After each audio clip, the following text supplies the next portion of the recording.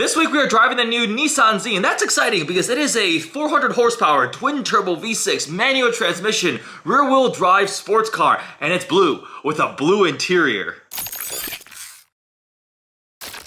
So we drove the Nissan Z earlier this year and did a full review of it when we were out in Vegas on the media drive. Now we are spending a week living with the Nissan Z, seeing what it's like, and this spec is my favorite. Blue exterior on the blue interior. Yes, I love that. It looks so good. And my favorite exterior angle is actually the back of the vehicle. These taillights are so cool. They have this like three-dimensional depth to them, and the styling from the rear three quarters is, I think, my favorite angle of the all-new Nissan Z. We have the new Nissan badge back here. It's just a Z. There's no number. It's just the Nissan Z. I called it the 400Z early on, but it's just the Z. To open the trunk, go underneath here. And we're gonna load this up because we now have a 6-hour drive to Michigan. I'm heading to Michigan for the week, and I have quite a lot of camera gear, overnight bags, things like that. So we're gonna pack this thing up. Pretty sure I'm gonna have to fill the passenger seat too. So we're gonna load the vehicle and head out. I am terrible at traveling light, but the trunk is full, so you got this big hatchback area in the back of the Nissan Z. Got tripod slider, camera and microphone stuff. This is a gym bag for working out. This is my Pelican case full of camera gear. That's my overnight duffel bag. I'm only going for a week, and I have a backpack in the front seat and some water bottles, but everything fit in the back of the Nissan Z. So practical sports car for sure. With that, we're gonna hit the road, set up my phone for CarPlay, and off we go.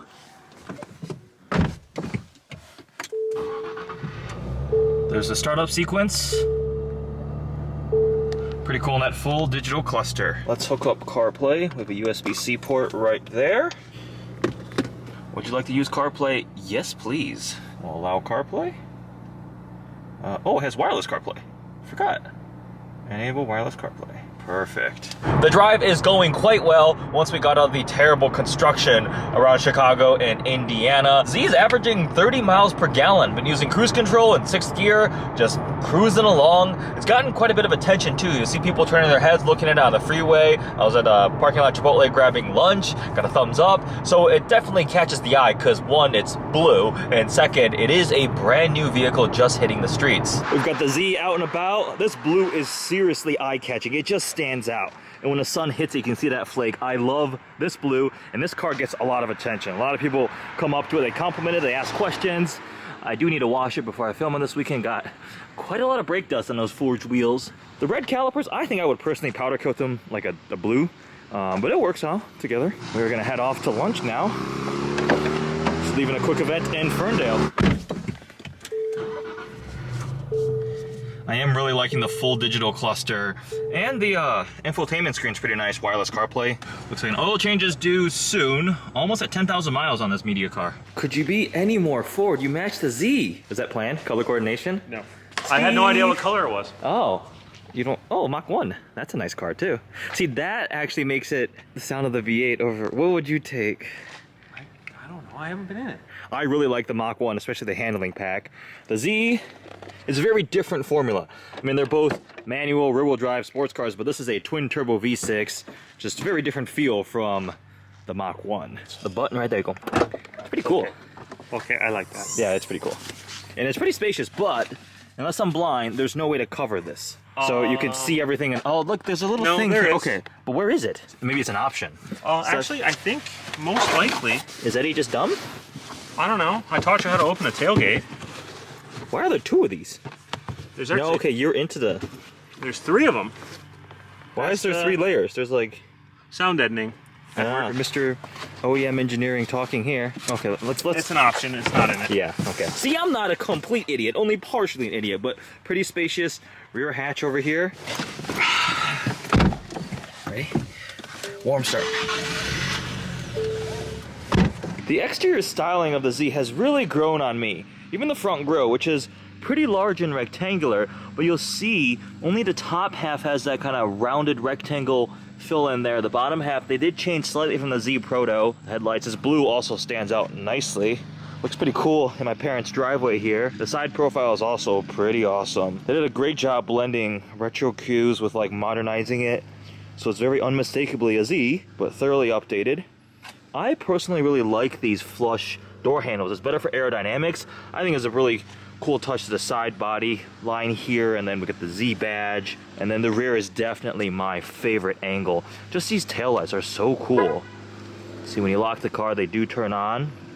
The three-dimensional depth effect there, and it definitely throws back to older generations of the Z also. We'll pop the hatch, load it up, and we're heading off to dinner. What is it? It's the new Nissan Z. So what's the difference? It is a VR30 now, a twin-turbo V6, 400 horsepower, 350 pound-feet of torque, all-new interior, new well, I guess not all new. It's got new cluster and infotainment. Hop in. It's cheap. All right, mister, I have a brand new $150,000 Range Rover. This is a $50,000 little sports car. See that? This segment of the video is senior citizens try to drive new sports cars. I know I've said it like half a dozen times, but this angle of the new Z is my favorite. These taillights are so cool. Really nice, like, retro touch to it. Everybody that's checked out this car in person has agreed that it looks better in person and they like the styling. But in terms of actual driving dynamics and experience, I'm not in love. It's not quite as sharp as I was hoping, but in terms of an overall kind of sports car experience, it's definitely cool. It's definitely a lot of fun. The blue is awesome. The blue interior is also awesome. It's definitely softer feeling to me than the Nissan 370Z Nismo I spent a week with, but the interior is hands down way, way nicer, pretty much every single way.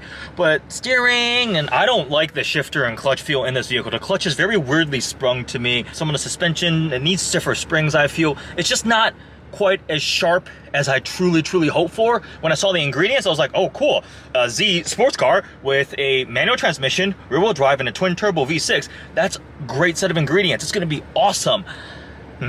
Not in love with this. Just arrived back home from Michigan, decided to leave later at night to hopefully avoid traffic, and it was a nice, easy, smooth drive. I fueled the Z up, just cruise control, 6th gear, did almost a 4-hour stint without stopping. It was pretty comfortable. Average 27 mpg, which is also pretty good on the freeway. So the Z is definitely, in terms of an all-around fun sports car, something you can take on a trip, enjoy it. It checks that box pretty well. We'll wrap up some more final thoughts tomorrow. I've got one more day with the Z, but I'm quite tired. It's 2:30 a.m. Eastern time, 1:30 Central time, but I'm gonna go inside, get ready for bed, and get some sleep. So when you put the transmission into S mode, you see the little S next to the 5.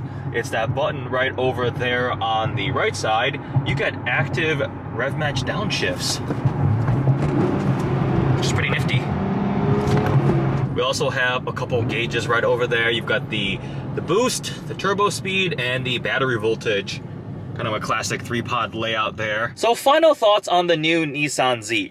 I really wanted to love this car. When I first saw it, I loved the design on the exterior. I saw the blue interior, I was like, yes, I need one. And the fact that it has a manual transmission, rear-wheel drive, twin-turbo V6, I was like, this is awesome. 400 horsepower, twin-turbo V6 from the factory, manual rear-wheel drive. This is gonna be great. I wanna order one.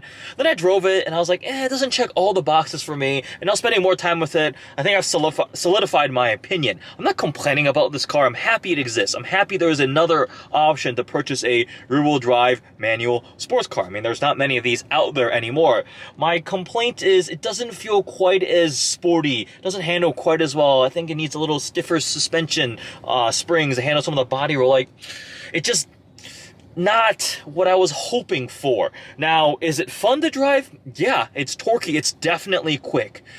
It looks really awesome. I love the exterior styling. I think it really blends a lot of retro cues and modernizes it. But overall, the rear 3/4 angle, and then the taillights and things like that, it all ties together very well. It's eye-catching. It has attracted a lot of attention. It turns heads. People give me a thumbs up. They see the car. I think partially because of the blue color. It's so bright. And also because it's brand new. People haven't seen many of these out there yet. And it's got the heritage. I think this will sell very well. It's got a lot of appeal to it. Now, this is a performance trim, so $53,000 as option. That brings the bigger wheels, the bigger brakes, the limited slip differential, which is important. I kind of wish they had offered that as a standalone option if you want to get the sport and have the limited slip rear differential, because that helps with handling, but I believe you have to get the performance in order to get that. So kind of mixed feelings. The interior updates are definitely nice. The infotainment, the cluster, all of that, the digital upgrades are nice. But then certain things are let down, like the fact that the door handles and things like that carry through. Some stuff is a little kind of cheap and plasticky. It's pretty practical, pretty comfortable. I drove it a lot. I mean, I went to Michigan and back. So a lot of time in the vehicle, just cruise control, 6th gear, adaptive cruise control going. Gets pretty good fuel economy. So if I were to buy a Z, I would approach it as a fun, daily driver little sports car. I was hardcore into something that handles really well and I want to track it. Honestly, I think after tracking the Supra, I think the Supra is a bit sharper, and you can also get that in a manual transmission now. If I was really getting into tracking this car and I really want it to be the best, the Mach 1 handling pack. I know it costs a little bit more, but the Mach 1 handling pack with that V8 sound, that's the other thing. This needs a better exhaust. It's a little quiet. Got the turbo noises a little bit, but it needs an exhaust.